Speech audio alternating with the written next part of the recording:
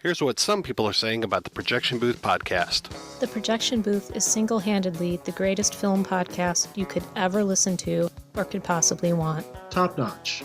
5 stars. This has quickly become one of my favorite film-related podcasts. Always interesting. A completely unpretentious yet fully comprehensive look at films from all genres. The Projection Booth podcast, with new episodes available every week at projectionboothpodcast.com.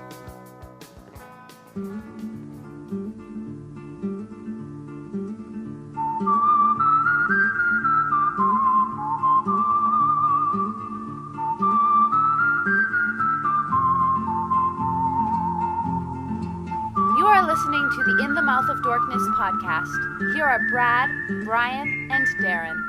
Welcome to another edition of the It Modcast podcast. With me is Brian Young, the Turtle Dork. Happy Friday, everybody. Yep. And also joining us is Brad Gullickson, Mouth Dork. TGIFF Fistful. Yep. And I'm your host, Darren Smith, the Disco Dork, and welcome to the It Modcast podcast, Fistful Friday. That was not a sound effect or a filter. That was me saying it multiple times and saying it lower and lower and lower as I went on. Whoa. So that was all me. Holy shit. This is our favorite day of the week, Friday. This is one of my favorite episodes. Last week was a favorite episode. I always look forward to a Fistful of Summer. Yep. And anticipation is almost better than the actual best of lists. And since we already knocked out our Fistful of summer, it's obviously time for our Fistful of Fall anticipation. Have you gone back and listened to your Fistful of Summer anticipation and to see how it's matched with your actual best of summer? I try not to do that to myself. Oh, I did it for you. Darren, your number one most anticipated film of the summer was King Arthur. That's right. Was not on your top 5 at all. No. Brian, yours was War for the Planet of the Apes. Yay! Congratulations! Yes, it did make your list. It definitely matched up. My number one was Wind River. But it made your list, though. No. Wait, what? No. When did you just talk about that movie? I did during A Week in Dork and how disappointed I was in it. Oh, yeah. Ouch. And Lisa's number one anticipated film of the summer was Guardians of the Galaxy Volume 2. Congratulations, Lisa. You win. That was her number one as well? It was not. Oh. No. But it was their number 2. That still counts. Yeah, it's close. All right, so the fall months. So we gotta clarify some things here. There is a science to this that I like to disregard, but apparently Entertainment Weekly is the standard. Yeah, it's the law. Right. So I questioned you earlier just to clarify, what are we looking at as far as what do we classify the fall season? The fall counts as September through December, the rest of the year. So, that's the fall. So with some winter mixed in there. Winter doesn't happen till January, Darren. Oh, okay. All right. That's the time of Resident Evil and Underworlds. Yikes. What are you going to do this January with... Fucking cry. It's like when Saw stopped coming out in October. You stop having a Saw every October Halloween. Now you have January less Resident Evil. Well, we'll see what's on my top 5. I'm sorry, fall. a Resident Evil less January. I got it. We got it. We all understood that. Here's the crazy part. I have not been drinking yet. Meanwhile, Brad, glug, glug, glug, glug, glug. Yep. All right, Brian Young, you're number 5. Well, I was just looking on my list, and there was a film I was looking forward to. I thought was coming out this fall, but I just realized it's actually coming out early next year. Uh-oh. I will mention it, though, because I'm excited for it. It was the new Untitled Cloverfield project. I think it's called God Particle. That's not this fall? It was supposed to come out at the end of October, and it looks like it got pushed to February of next year. Because it was supposed to come out in February of this year, right? And then it got pushed back to October. Yeah, I think so. Crazy. It's got a great cast. I think we'll ever get to see him. Yeah, I think we will. I think they're fully committed to kind of making this kind of Cloverfield, Twilight Zone-esque type of universe. And you guys know that I'm extremely excited and a big fan of the Cloverfield, the Cloverfield films. So God Particle, or at least that's the name it was going by. I think Gugu Mbatha Raw is in it. Elizabeth Debicki, David Oyelowo. David Oyelowo. I'm excited for that. Unfortunately, it's not coming out this fall. So I was looking for something for a replacement, and I was going through the list that I had here of all the movies coming out this fall.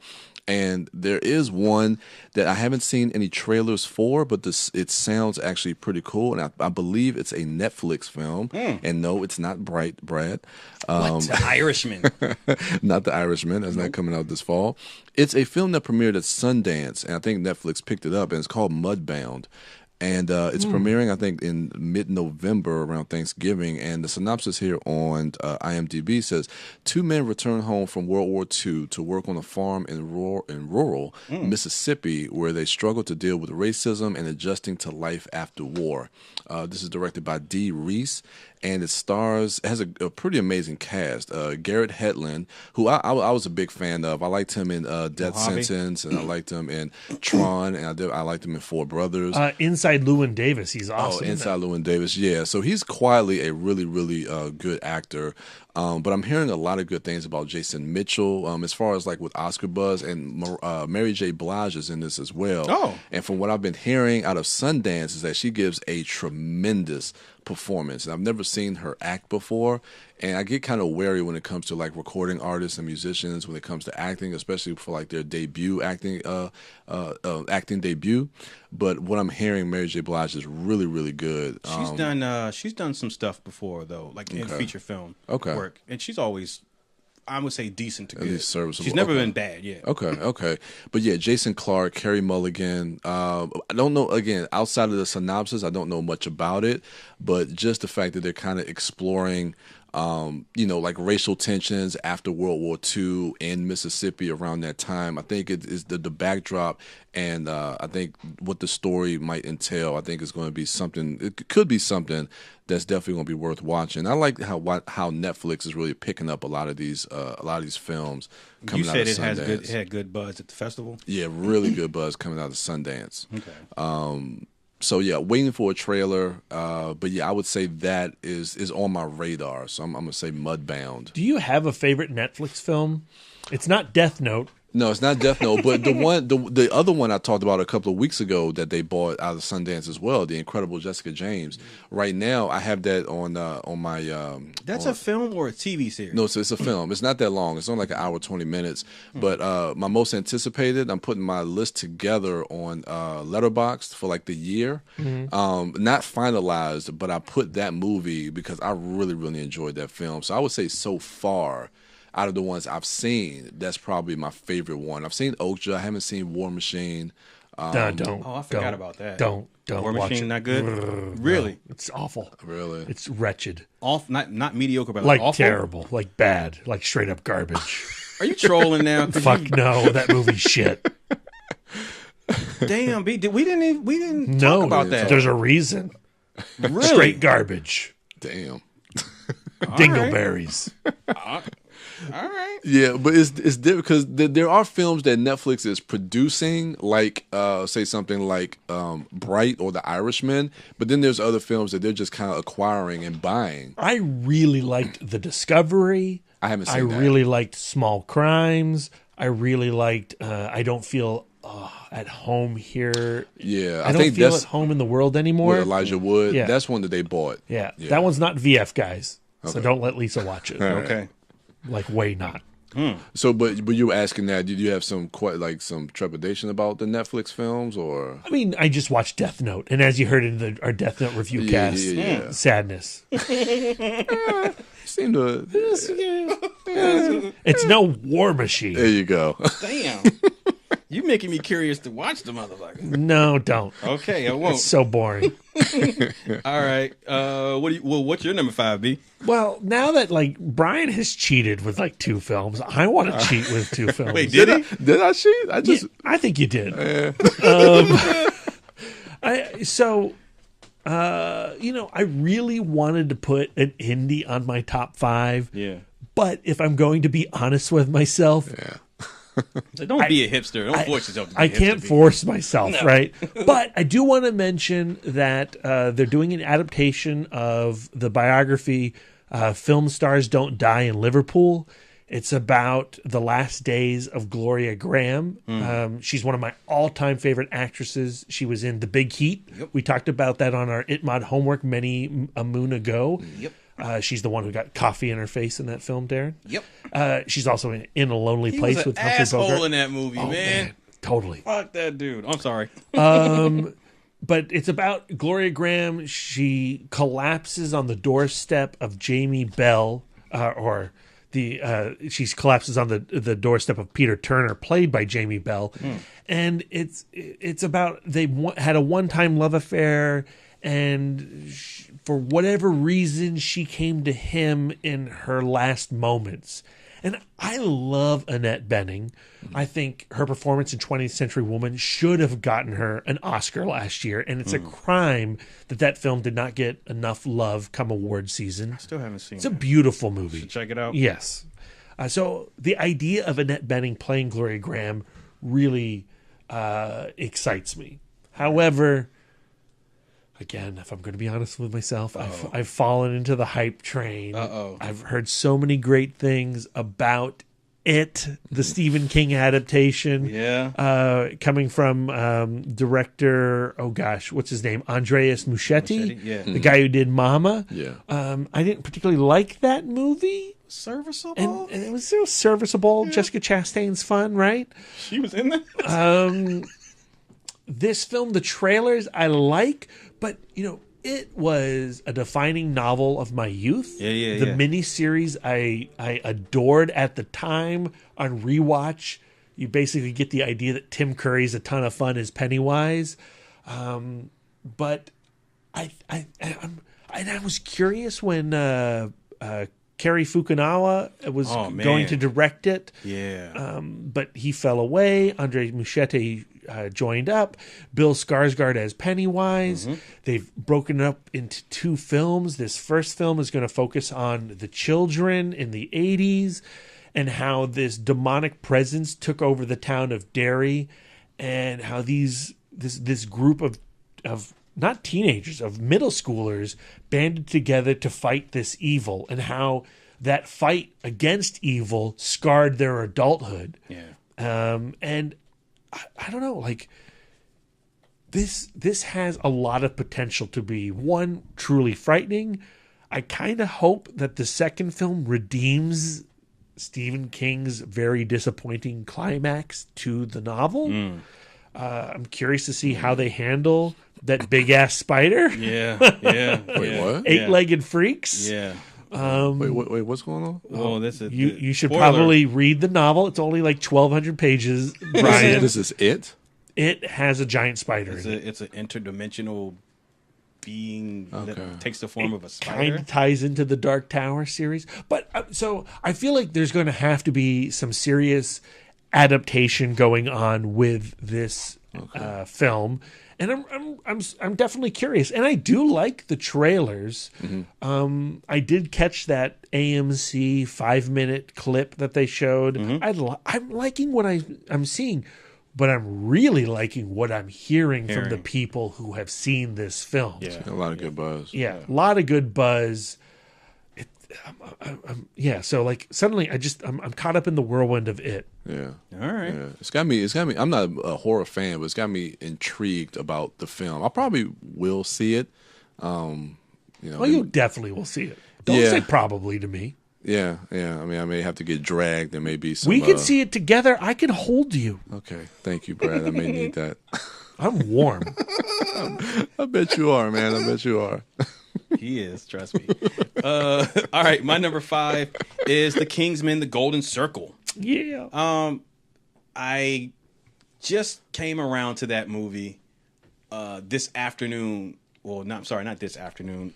Sunday, last weekend, when I went to see Terminator 2 in 3D. They showed, I guess it's the most recent trailer. It's Red Band, because Channing Tatum dropped the F-bomb in it.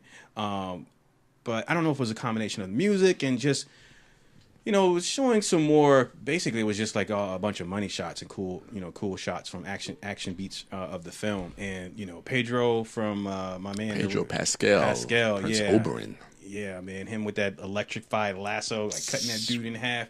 And they shouldn't have showed that in the trailer. That'd have been a dope shot in the movie for everyone to go, oh wow. Anyway, for whatever reason, I was I was going to see the film as is. We talked about our sneak peek at Comic-Con. That's where it won me over. I was not at all anticipating this film until we were in Hall H at Comic-Con. Yeah, and I was kind of surprised because I don't know if you go back and listen to many moons ago when I got to see an advanced screening of the first film. I was really excited coming out of that film, and I was telling you guys, my fellow dorks, like, you got to check this movie out. You're gonna love it. You were super annoying during that period. I remember. I was, and so that film ended up coming out. You all had a good time with it. I had a good time with it, seeing it again theatrically. But then after that, I stopped thinking about the Kingsman. And again, not that it's a bad movie or that I turned a corner on the film. It's just that it was like a cheeseburger. It was good while it lasted, and then I just didn't think about it anymore. What kind of cheeseburger? I would say a double cheeseburger with maybe 3 slices of cheese and some bacon. What kind of meat was it made from? Beef, motherfucker. Oh, not hippo? No. I was just reading this book about how it was a McDonald's cheeseburger. They were trying to make hippo meat an actual thing in America around World War II. Look here, don't do that, people. Please, it didn't happen. Stick with cows. All right.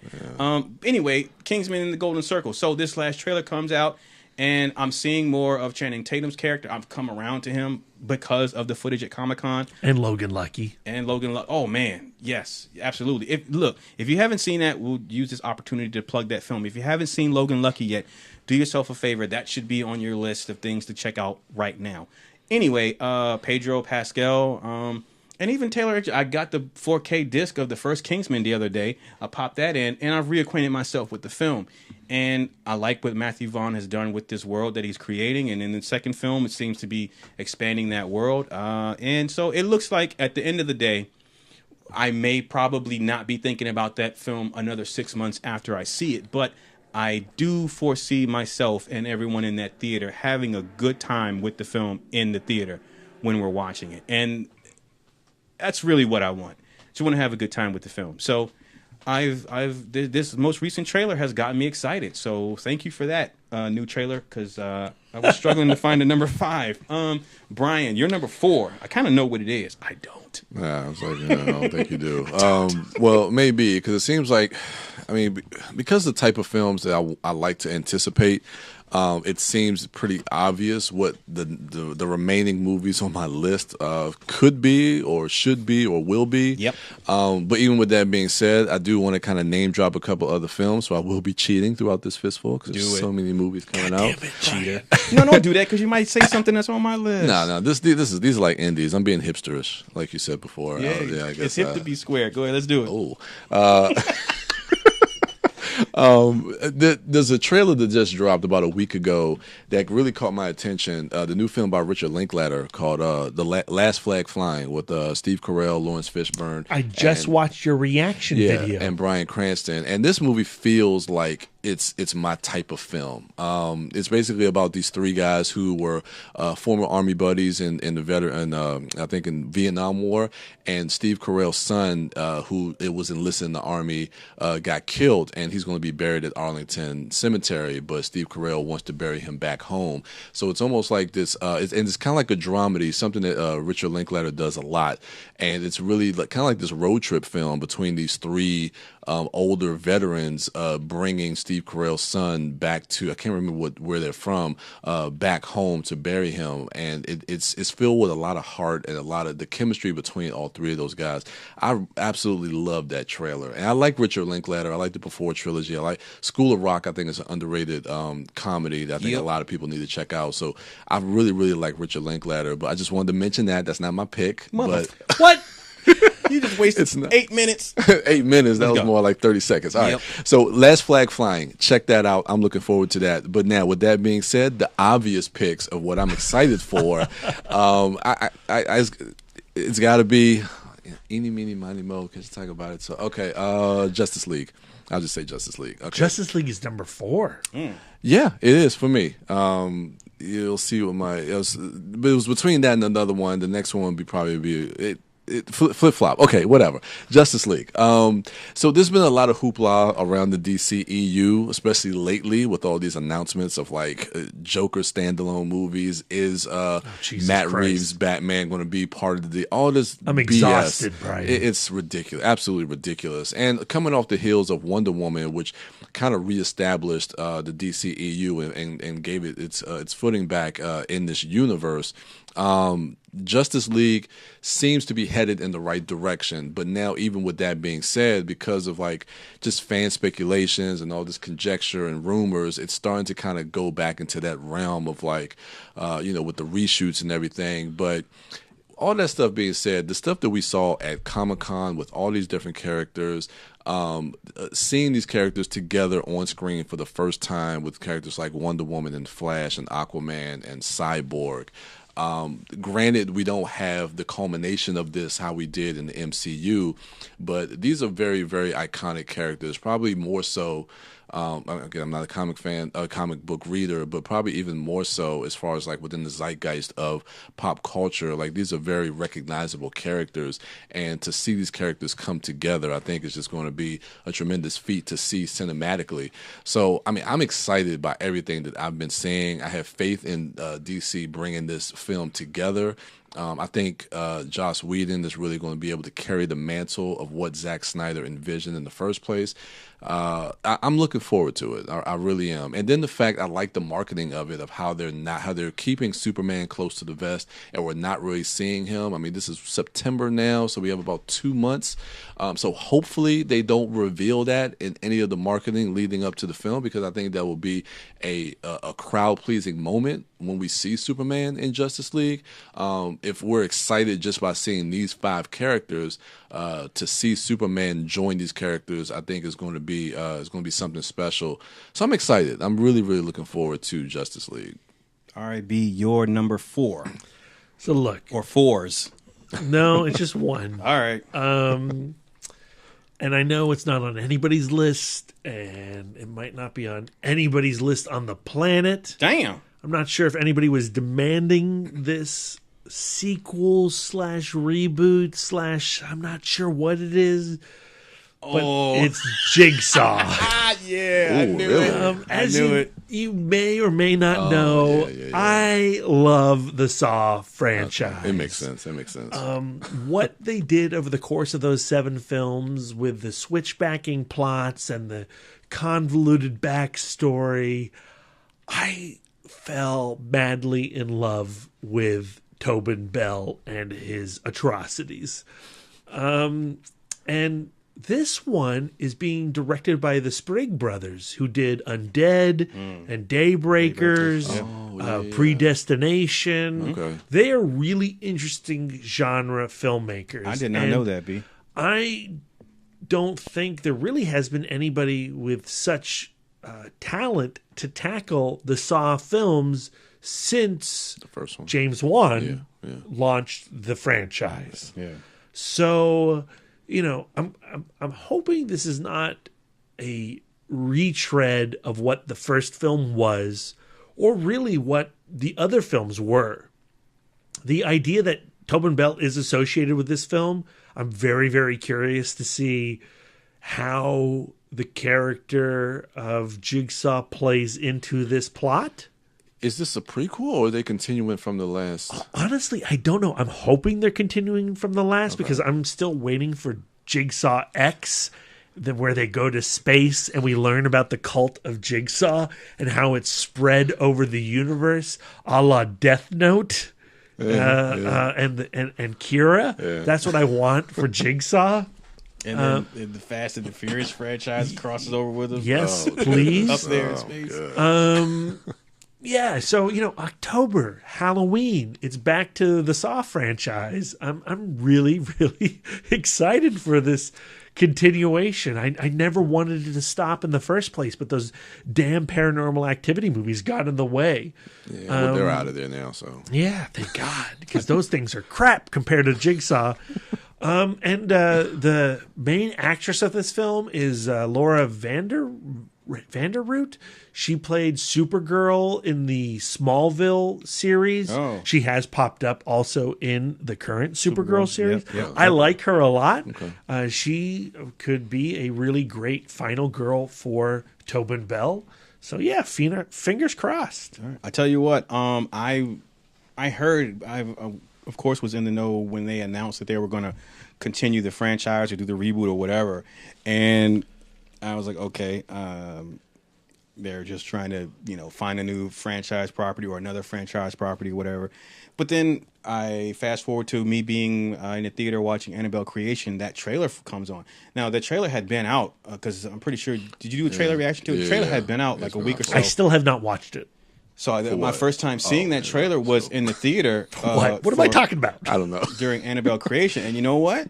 I was like, I'm interested to see what this is and how this continues or leads into the previous films. I'm interested. The trailer sold me basically. So I don't know. I just saw you.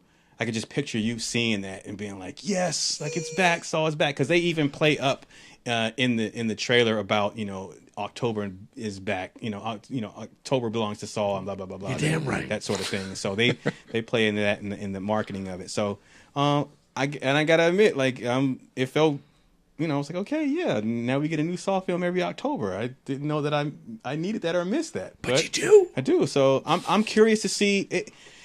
Like that was the thing that turned me off about the previous films in the franchise, how they would just go back and forth, like you said, the switch back with all the stories and stuff like that.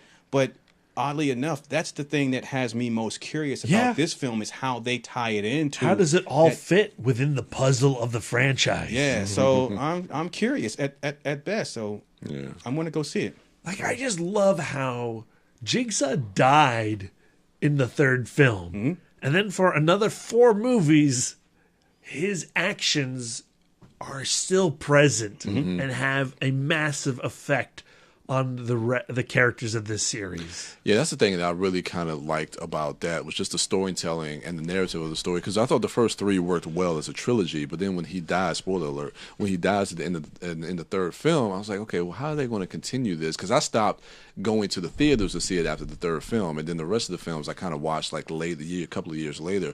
So when I saw the fourth film, I really liked the fourth one because it happened simultaneously as the third film, and when that reveal comes through, when you bring Donnie Wahlberg back, I was like, oh, that's interesting, the way they kind of made this fourth film as it happens concurrently with the third film.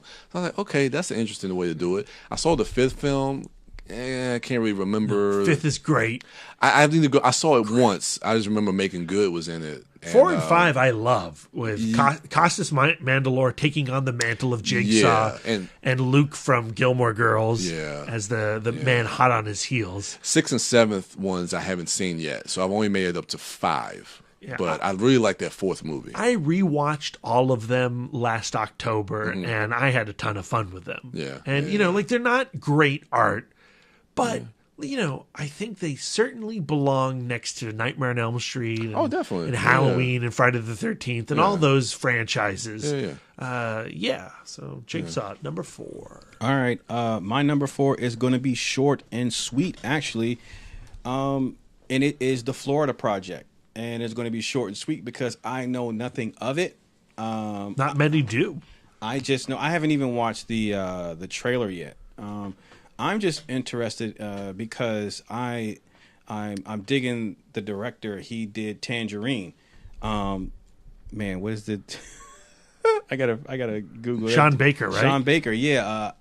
So when I saw Tangerine, that was the film that was that gained notoriety because of, outside of the fact that it was a great film with some really wonderful characters, but it was also, the big deal about it was that it was shot on an iPhone. I love that movie. It's a really good movie. It's a really good movie. Some really strong characters in it too. But that was the big hoopla about it, that this really great film was shot on an iPhone. So when the film comes out, obviously we see it, we fall in love with it, and it's one of those films where you go, well, I have to follow this guy now in his career and whatever he does next. So the Florida Project is announced. I'm hearing great things about it. A trailer's released. But because it's Sean Baker, because he did Tangerine, and because it had such a strong impact on me, I felt I don't even have to see the trailer to know I'm anticipating this film. So I do want to go into it blind. I know Willem Dafoe is in it, and I know it's about some kids in Florida somewhere who I think maybe living out of a hotel, and they just make they just live their best lives with the circumstances that they find themselves in. And I'm told, I read that it has like just a magical, whimsical quality and a warmth and a heart to it about these kids. And Willem Dafoe, who plays the hotel owner, or the guy who runs the hotel. Willem Dafoe's everywhere this year. He's been having a really busy year, and which I can appreciate. I mean, it's Willem Dafoe.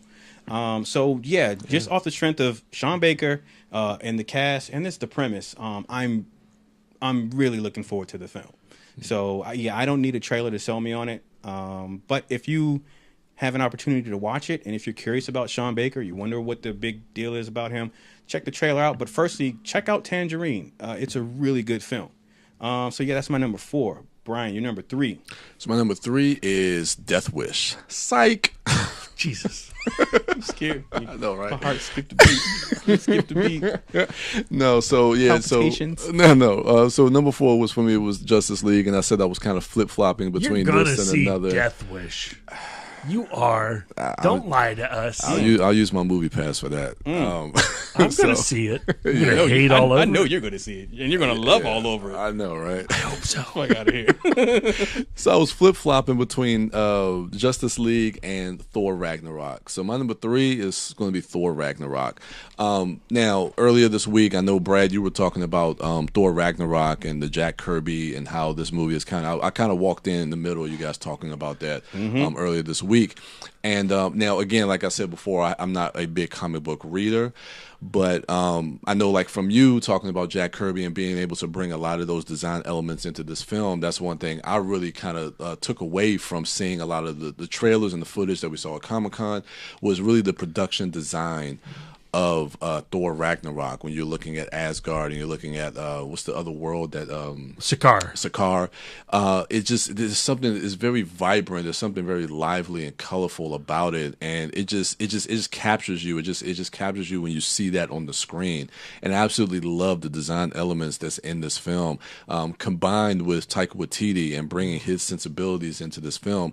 Kevin Feige talked about a couple of years back when they were in the process of making this movie, that Thor Ragnarok was probably one of the darkest scripts that they had so far in the MCU.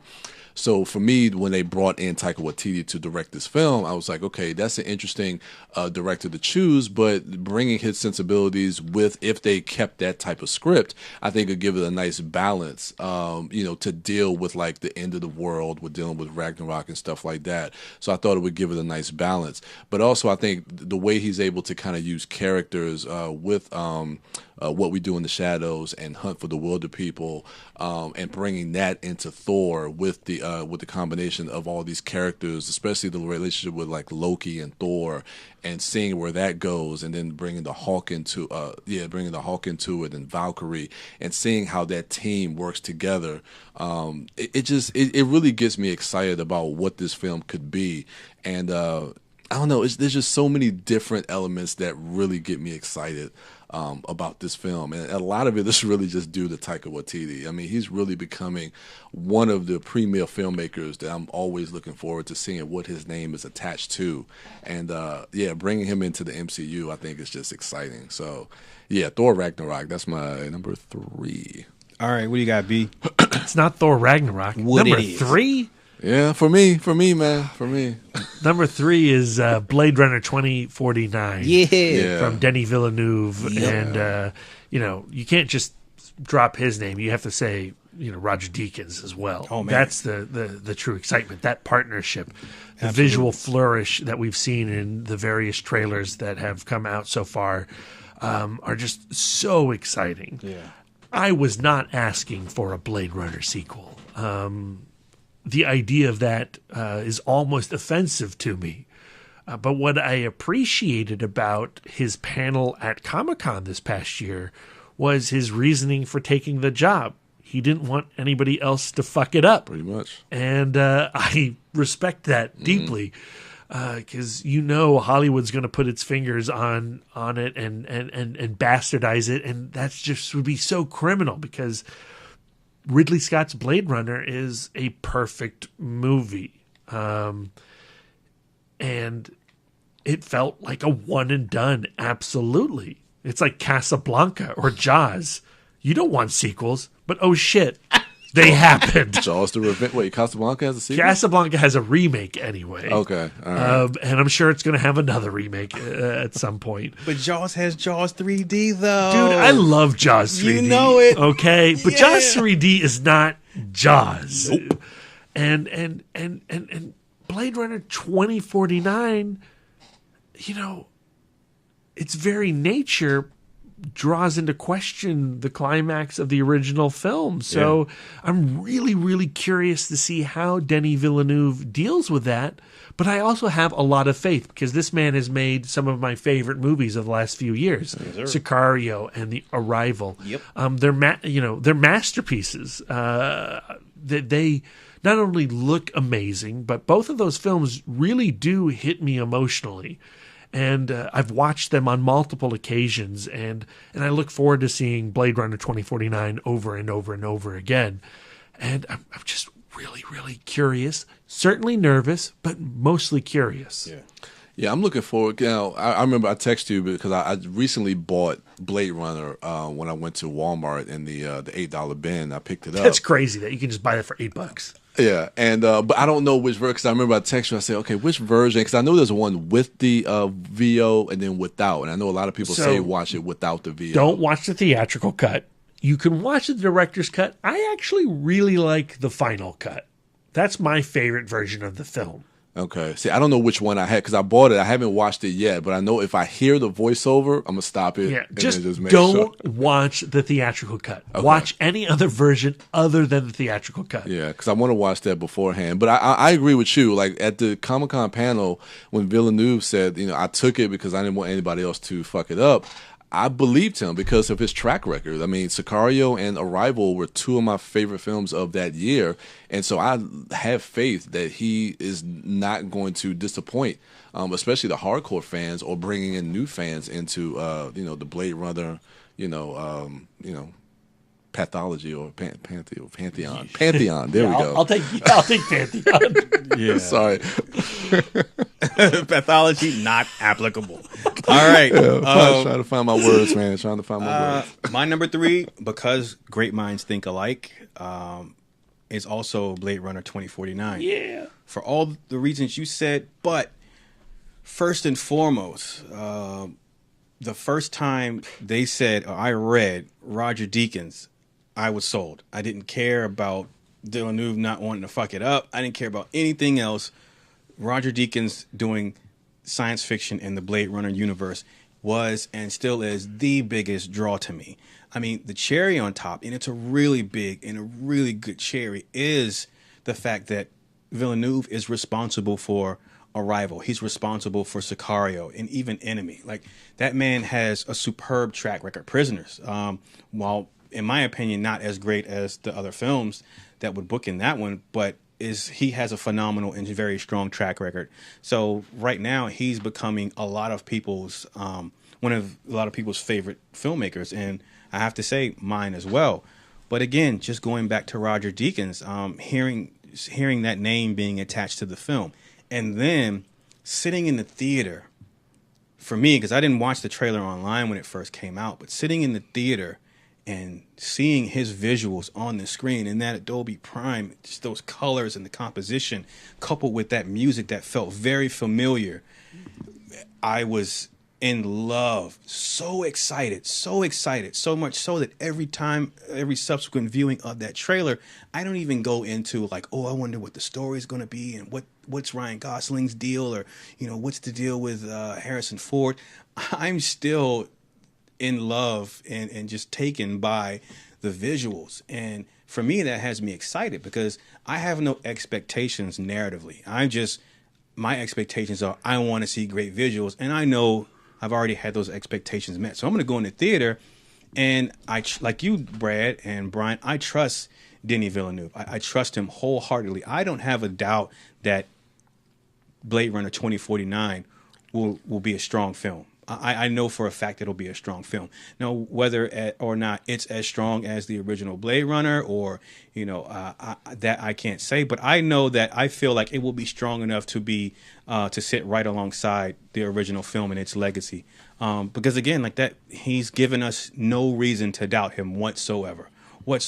And this being one of those films that, the original Blade Runner being one of those films that it's just a one and done. You don't need anything after that. If you're going to do a follow-up with Ridley Scott's blessing, this is the director and the team that you use to do that film. And so it has all the makings of another classic, an instant film, a hit. And so I'm genuinely excited to get some grown and adult and smart science fiction, because Denis Villeneuve with Arrival has done that. And the Arrival, while has a science fiction backdrop and elements, I mean the heart of that film is the character. Same thing with Sicario. Yeah, you have this really vicious environment in Juarez and this desolate disparity down in that country and the killing and stuff that's going on. But at the heart of that, you have these really complex characters, and the same thing with Arrival. So if he takes that and his expertise in crafting those characters and directing them in a film, if he takes that and he puts that in Blade Runner 2049 and has Roger Deakins shoot it, then we're just in for a guaranteed treat at the cinema. And so you can't not be excited for that film. So that's my number 3 as well. B, what's your number 2? So my number 2 is a film, again, like I said, my list is pretty obvious, and I've kind of been on board since they announced that they were bringing these films back in 2015. Medea's Boo? Hell no. Oh. Hell no. Hell no. That's in October. Let me say it one more time. Hell no. No, it is Star Wars Episode 8, The Last Jedi. Okay. It's weird, the reception. Now, The Force Awakens and last year's Rogue One has gotten some lukewarm to mixed reviews and receptions. I think it's pretty, The Force Awakens was pretty positive reception. It was positive, but looking back a couple of years later, I think that it's starting to get kind of lukewarm before it being kind of like repetitive to the first Star Wars movie. A near remake. Yeah, a near remake, and I think some people kind of take issue with that. I kind of understand them going that route, but I think moving into The Last Jedi, and really is Rian Johnson for me, because I think Rian Johnson, his career the trajectory of his career going from like Brick to The Brothers Bloom to Looper, which I think is probably quietly probably one of the better science fiction films that's been out probably in the last 5 or 6 years, or at least this decade. But I think bringing him on, and then just what they've set up in The Force Awakens and what they will continue in this film, with, spoiler alert, the death of Han Solo by the hands of his son. No, from The Force Awakens, the death of Han Solo by the hands of his son Kylo Ren, and how that's going to continue, and seeing where his arc is.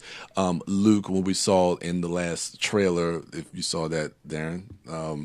I haven't seen anything from this film. Well, I mean, yeah, but we're talking about... I know Luke Skywalker's in the film, so... Yeah, but like that last line from the teaser trailer...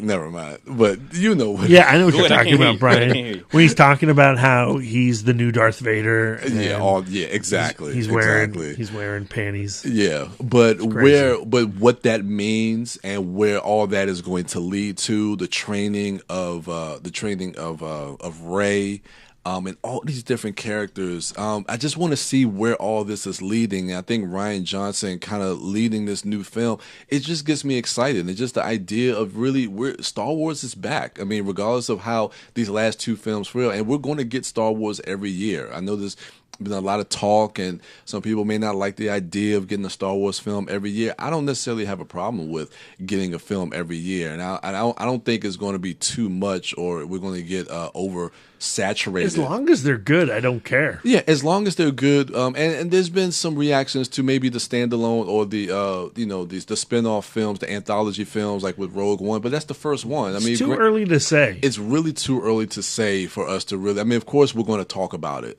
but it's really too early to say. I know we've had trouble with the Han Solo film as far as like what we've been hearing with the director switch up, but I like the cast. I mean, granted, I don't need a Han Solo film, but let's see how it turns out. I'm excited for an Obi-Wan movie. Oh, I'm deeply excited for an Obi-Wan movie. I would love to see Ewan McGregor come back as Obi-Wan. So I like what Kathleen Kennedy, Lucasfilm, and Disney are setting up. I think Force Awakens has some great character work and some really wonderful casting and performance choices. Absolutely. I agree. And it's always good to see old characters come back.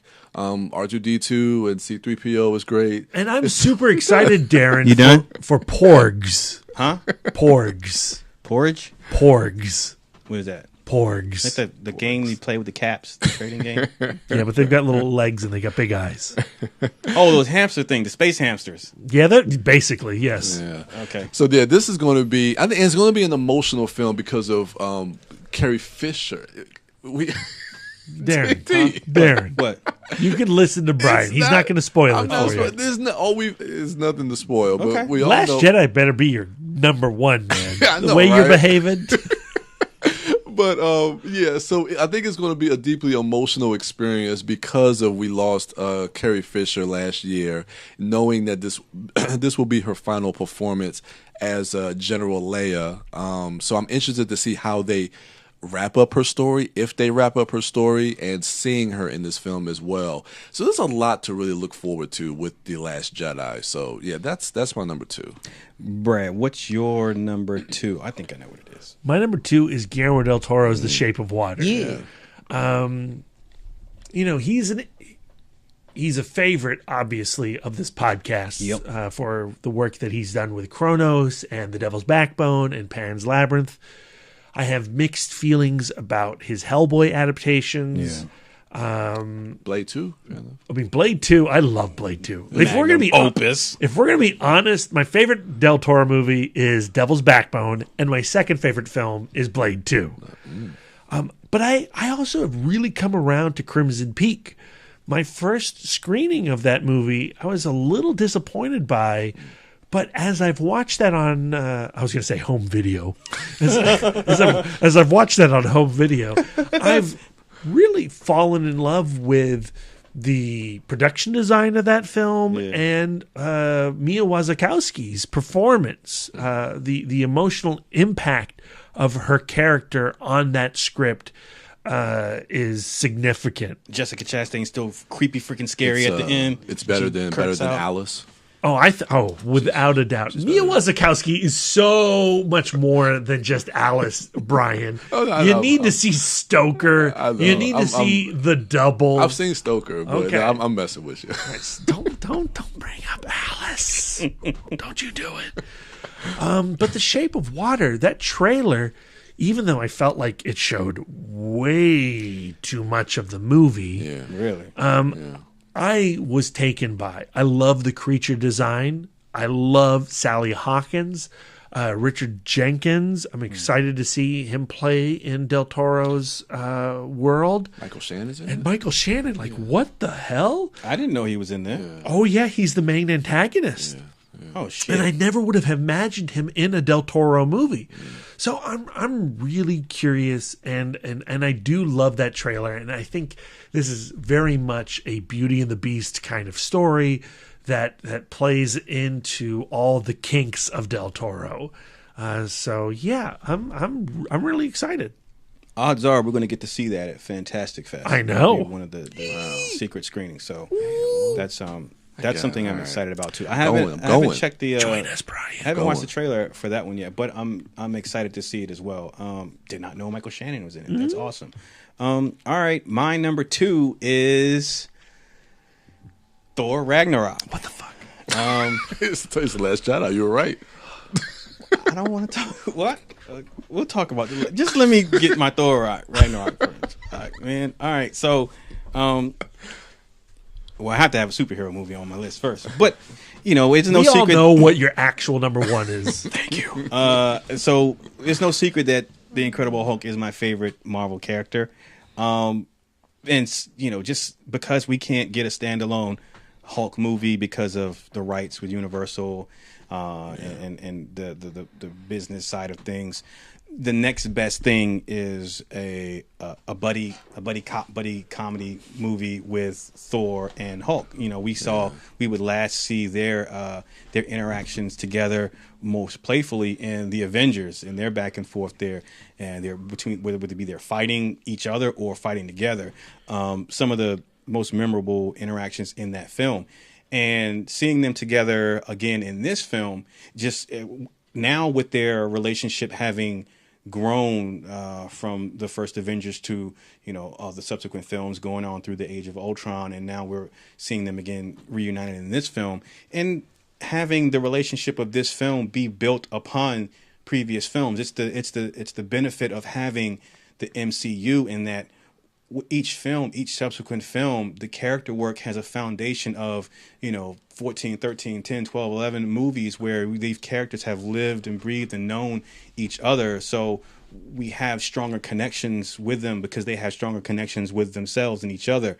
And so to see them playing off of each other, again, it goes without saying from the visual aesthetic, what you were saying, Brad, about Jack Kirby's inspiration being finally visually represented on the screen. Did I say that right? Sure, yeah.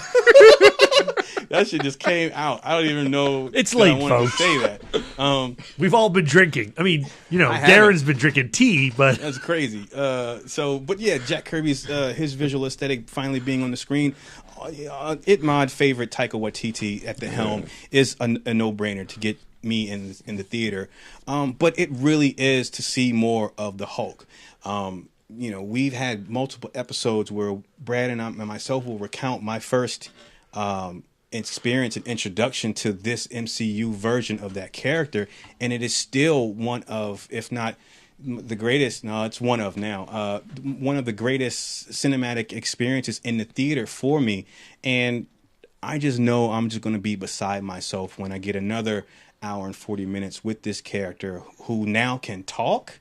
And when he talks, it is just great, especially his exchanges with Thor. I mean, it's weird that Thor has become, such a comedic staple, like the comedy relief almost of the MCU. But I never would have expected it. I never would have guessed it. And I never would have guessed it that it come off so well. Yeah, Chris Hemsworth. It's just amazing. Yeah. I mean, Robert Downey Jr. at first was the smart, quippy one, but the comedy aspect of the MCU, I think, really started with the first Thor film, with the fish out of water element. But even when he was in his own element, Thor still had a comedic edge to him. And I think Joss Whedon pulled that out of him more in the Avengers. And then they would explore that further in Thor: The Dark World. And then in Age of Ultron. Age of Ultron, that's where he just really... Yeah, and so to see him now, and he is in the hands of a maestro when it comes to character, comedy, and heart in Taika Waititi. So he can't help but just mold Thor into his greatest self, I think, cinematically. And so I'm just super excited.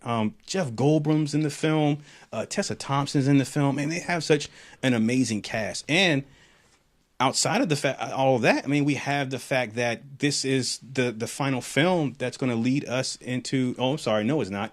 It's the second to last film that's going to lead us into. But it's the big tie-in to Infinity War, right? And coming off of that footage that we saw in Comic-Con and how actually Infinity War starts with the end of this film, makes for some really intriguing storytelling because it's got to end in a bad place. And like you said, Brian, this film being the darkest yet of the MCU up to this point, like what that means for these characters outside of the fact that Taika Waititi's brought in to add some leverage to it and some levity. But, what does that mean for these characters?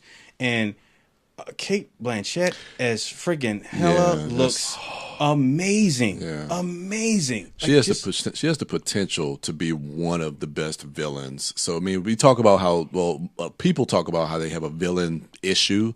I think Cate Blanchett could really rectify that if her performance stays true to what we've seen so far in these trailers. Marvel has that thing where they call in the big guns, the veteran actors for these parts, whether it be Robert Redford or Glenn Close, and now in this case, Cate Blanchett. And again, I think we're going to get more with her acting ability and just how great she is, coupled with she is just wonderful to look at on screen. This is just amazing. The headdress and that one image when it's behind this, it's behind the back shot and the Valkyrie and everyone's coming in the sky. Looks like a painting, and it's just. Yeah. Oh man, it's just great, and she's reaching up for her sword. There's so many amazing shots in that headgear, man. It's just amazing, and she just brings that gravitas to that role, and it gives you a formidable opponent. So when you see that moment when she just destroys Mjolnir, and okay, well, Thor has something to worry about, and as an audience member who cares about this character, I too now have something to worry about. So yeah, and then the trailer tops off with the Hulk jumping into the mouth of this freaking beast, and that's just Surtur, and that's Clancy Brown. That's awesome. Oh yeah, that's awesome. So yeah, I'm highly excited for Thor Ragnarok. We only got a few more weeks, like 2 months maybe. Yeah, November 3rd. Yeah, 2 months. Yeah, and then it's Black Panther next. Oh, and then Infinity War. All right. The mind reels. Brian, your number one most anticipated film of fall/winter. Yeah, man. This might be a surprise. Maybe not. I actually had this on my most anticipated list of the year. So on that list, I don't know what you're going to say. Me neither. It was on your list. Kingsman: The Golden Circle. Really? What? Number one? What? Wow. Yeah. What? I love what Matthew Vaughn is doing with this franchise. I really responded a lot to that first film. Matthew Vaughn is becoming one of my favorite directors to watch. I just love his style. I love how he can take like these very kind of colorful characters and combine that in this R-rated world, and kind of use that violence and also the absurdity of this violence, and also add heart to these characters. We saw that in the first Kingsman. We saw that in the first Kick-Ass, and those movies do it brilliantly. And this movie just seems like it's taking those elements that he did in those first two movies and just timesing that by 10 from what we saw at Comic-Con in that panel. Just the opening sequence with that car chase. And I don't want to give any spoilers because the movie's not out yet. But just the way that scene was shot, the way he shoots action is unlike anything that I've seen in recent memory in any of the current movies that we see nowadays. And then, I love the cast. I love everything we're seeing from it. Channing Tatum looks great. Julianne Moore, I think, is going to follow in the footsteps as this kind of weird, eccentric villain that we got from Sam Jackson in the first movie.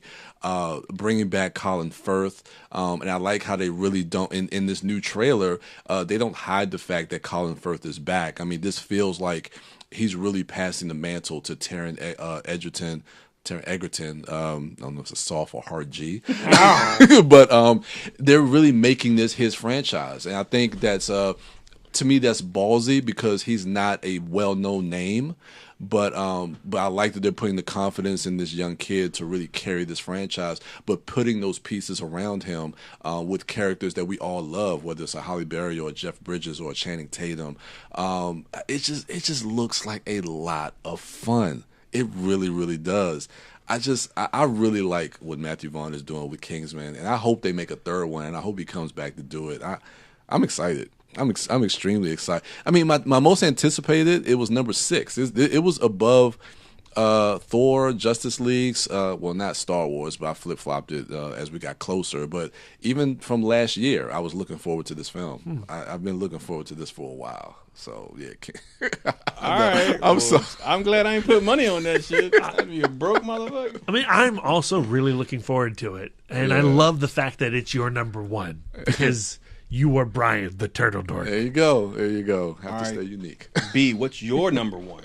My number one is Thor Ragnarok, without a doubt. Did you say you didn't have Star Wars on your list? No, I don't have Star Wars on my list. Shit. Okay, proceed. Yeah, I'm looking forward to Jigsaw and It more than Star Wars. Yes, that's fucking dope. Tweet me your hate. That's dope. It's very Brad. So yeah, Thor Ragnarok. I don't have much to add to what you two have already said. I think going into this movie, as much as I love Taika Waititi and what he did with Hunt for the Wilder People and what they did in The Shadows and Boy, Eagle versus Shark, time out. He did Eagle versus Shark? Yeah. He directed it? Are you serious? I don't know if I saw that. I love that movie. That movie is nuts. I know about it, but I don't know that if fight scene in the parking lot with the dude in the wheelchair. See, now you're rethinking all your thoughts about that movie in wake of Taika Waititi. So yeah, I just didn't see. I couldn't quite fit him inside the MCU. Right. But then we went to Comic-Con, we saw the footage, we saw the extended trailer, and it works so well. Yeah. And I was really looking forward to the darkest and most disturbed screenplay in the MCU. Yeah. And I think we're going to get some real punishment with this movie. I think we're going to get some serious emotion. I think we have to. But we're also going to get a lot of heart, a lot of character, a lot of warmth, a lot of comedy. And it's going to work because that's what he does. He juggles those tones. Yep. And, I'm really excited about Carl Urban as well. That's right. As Scourge. Yes. I'm excited about Taika Waititi as Korg. Yep. I think this movie is doing what, MCU does so well. It pulls a little from Walt Simonson and Jack Kirby and a little bit from Greg Pak and Planet Hulk, and it mashes it all together and is going to give us a really unique experience.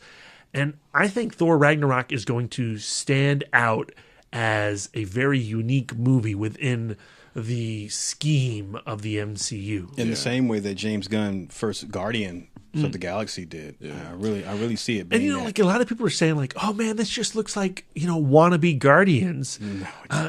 No, it's going to be something truly special. I that's my hope anyway. I really believe that those people who say that are not familiar with Taika's voice. Because James Gunn has a particular voice as it pertains to the Guardians of the Galaxy films, which I've just watched both of them back to back. That 4K Blu-ray is fucking nuts. But he does have a unique voice when it comes to those films. But Taika's voice is a totally different tone and octave. From what I've seen already, this feels like the most director-driven project that we've gotten from the MCU. Yeah, absolutely. Yep. And that's utterly exciting. Yep. Yeah.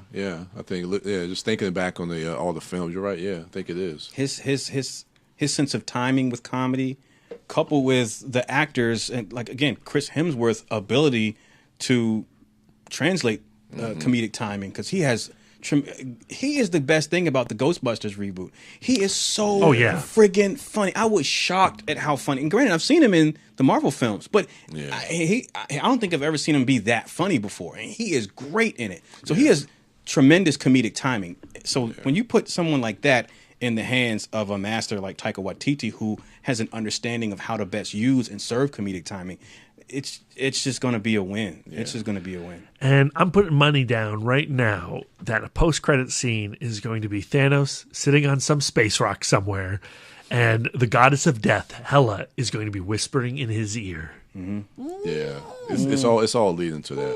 It's all leading to that. Infinity War. Yeah, I got a line about that in my nerd rap. Oh. Anyway, good pick. My number one pick is Star kind of like the Florida Project. It's really the anticipation of it is based on something that I have not seen yet in any advertisements. And my number one most anticipated film is the Justice League. And it's I haven't seen Superman yet. They haven't showed Superman in the advertisements. Okay, I see what you're saying. And because of my love of Man of Steel firstly and then BVS and what that movie did with his character and how that relates to Bruce Wayne's character and Batman's character, it really gets me excited at where that can go potentially in the grand scheme of things as it relates to the Justice League. And the fact that they have not shown them. Some people say, well, they're, they might as well show him. They act like we don't know he's going to be in it, and I that's don't not think the that's the point. point. That's not the point. It's really not the point. I don't think they're not showing him because they want us to think he's not going to be in it, and they're going to surprise us. But I think that, and I said this before, they understand that technically they don't need him in the advertisements. They don't need to show it because, like you mentioned, Brian, the draw in and of itself is, in fact, the fact that we have not seen Cyborg, Flash, Aquaman, Wonder Woman, and Batman on screen cinematically before. And you mentioned that maybe the Justice League does not have the build up as a culmination like the Avengers films did. Yeah. I agree and I disagree. It may not have a cinematic build up, but because of the legacy of these characters, period, in pop culture, it has a build up. This is the culmination of years of fandom and stories and comic books because we haven't seen them before. So I think in a way it will still be just as grand as seeing the Avengers on screen in the same shot for the first time. I love what they're doing in the direction that Ezra Miller is taking his Barry Allen. Yeah, I like what I'm seeing from him a lot. I like the interactions every time we see he and Bruce Wayne on screen together. I like the potential mentorship in that because Barry Allen is a very smart individual, as is Bruce Wayne. So if he's under the tutelage of somebody like that, and then Bruce Wayne can hook him up with his suit, Bruce Wayne has the potential to be, actually he's probably going to be like the Tony Stark of this particular DCEU and outfitting the group and everything like that. And I like that. And I like that what we're hearing behind the scenes regarding the change in Bruce Wayne and how Kal-El changed him as a person and changed his outlook. So it makes sense. It doesn't feel like it could be taken that, they're going with a lighter tone because of the complaints of Batman v Superman. But you take the complaints aside, if you look at what happened narratively, it still fits. Clark changed him. It made him reevaluate how he saw things and how he would do things. It inspired him. He said, I failed him in life, but I will not fail him in death. So before anyone critiqued that film and said Bruce Wayne was dark or he shouldn't have been that way, there were things in there that made it seem like he was going to change as a person. Exactly. It's a natural progression of that character. And so I'm excited about that. Now we get all these, it's in the news about the production issues of that film, and people are up in arms about that, and Zack Snyder leaving, Joss Whedon taking over the reshoots, and then the cancellation of Gotham Sirens and the Joker and Harley Quinn movie. Here's the thing.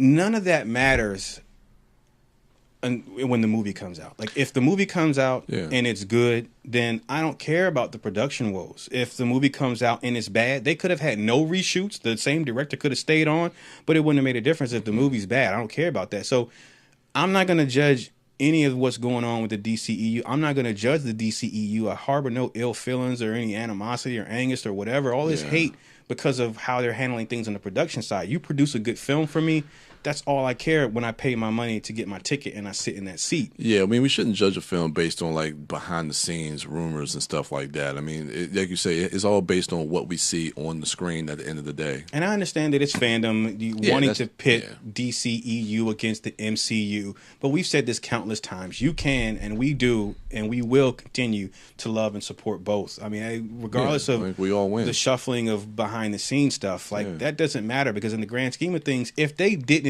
feel, I would be worried if they didn't say, you know what, we're going in the wrong direction, let's course correct, let's get the right director, let's cancel this film because we don't believe in it, and let's put something we do believe in the cards and on the docket.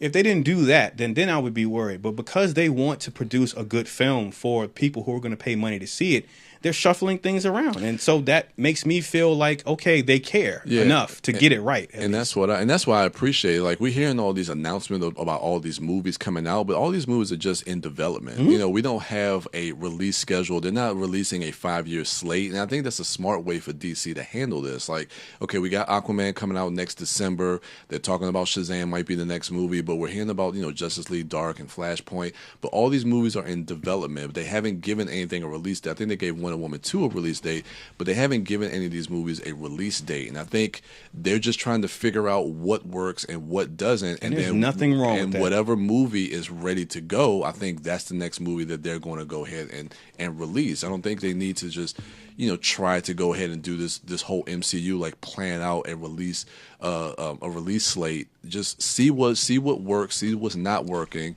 and just kind of move forward from that. I straight up don't care about no Joker origin story. Martin Scorsese or Todd Phillips, whatever. Yeah. But make a good movie, and I'll like it. Yeah, always forgiven. Right. I went and saw The Killing Joke. That was like an origin story. Yeah. But it's interesting though, like also with Justice League, I'm interested to see what the character of Cyborg and how he ties into all this, because I'm hearing that he's going to be kind of like the heart of this film, especially the fact knowing that he is a mother box himself, and the mother boxes play a big part in the plot of this story. Mm-hmm. So I know that he's going to have an integral part in this story as well, and I want to see how his story plays out in this as well. And I think that we need that, especially for that character not knowing anything about Cyborg. And bringing Joss Whedon in because Zack Snyder is taking time off to, rightfully so, get his mental and emotional health right because of his family tragedy. Yeah.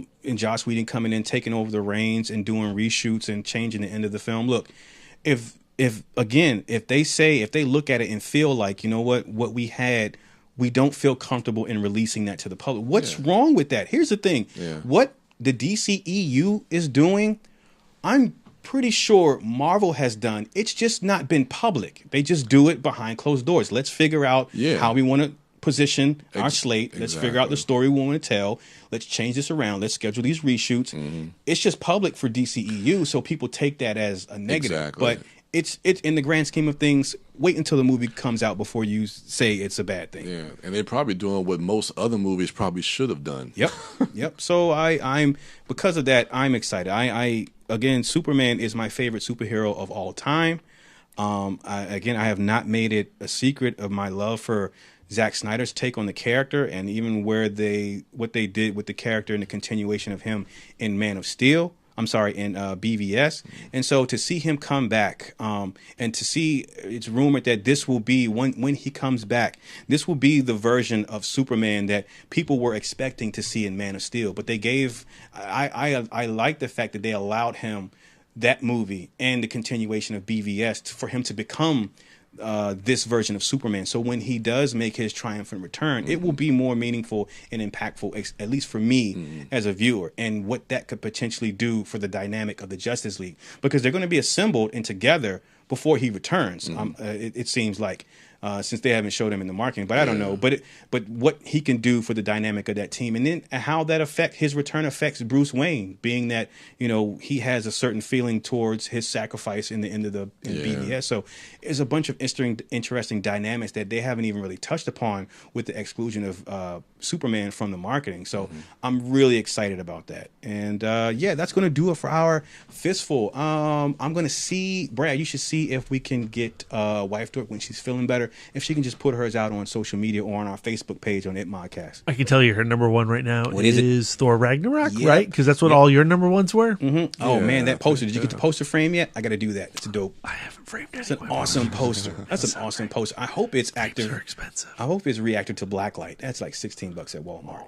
Anyway, hit us up on social media. Let us know what your Fistful of fall anticipation are at ItModcast on Twitter and Instagram and Facebook. Before we disappear. Yep. This is for the listeners that have waited to the very last moments of this podcast. What's your favorite film of the year so far after summer? The whole year? The whole year. For me, it's still Get Out. Dude, You're not ready? I'm not ready. You're not ready? I'm not ready. I've seen so much. I don't know. So we're 3/4 of the year already through. Yeah, mine's is still Get Out. War for the Planet of the Apes. Yeah. Get Out is number 2. Yeah, and War is my second. Yeah. I don't even know. I got to go back to look at. I'll put that out on our social media. I will not let you down, folks. I'm sorry I don't have the answer right now. I just have to go through my my letterbox to see what I saw. I've seen so many things. But yeah, hit us up on social media. Follow Brian at the Turtle Dork on Twitter, at the Turtle Dork 1 on Instagram, and at Brian William Young on Facebook. Wife Dork is at Sidewalk Siren on Twitter and Instagram and Letterboxd. Brad is at Mouth Dork, Twitter, Instagram, Facebook, Letterboxd, Untapped. And I am Darren Smith, the Disco Dork, on all social medias. That's going to do it for us. I'm in a rush because we got to get to the finale of Game of Thrones. Be on the lookout for It already this. came out. Oh, yeah. So check out, if you haven't already, the YouTube special of our... Oh, yeah. Just it's just going to be pretty much just like a watch-along reaction review. All right, so check that out. You get to see Disco eat some noodles again. Yeah. Enjoy the rest of your weekend. Go watch a movie. What comes out today? Nothing. Damn. Labor Day weekend, man. That's Sorry. how it is. That's going to do it for us. And until next time.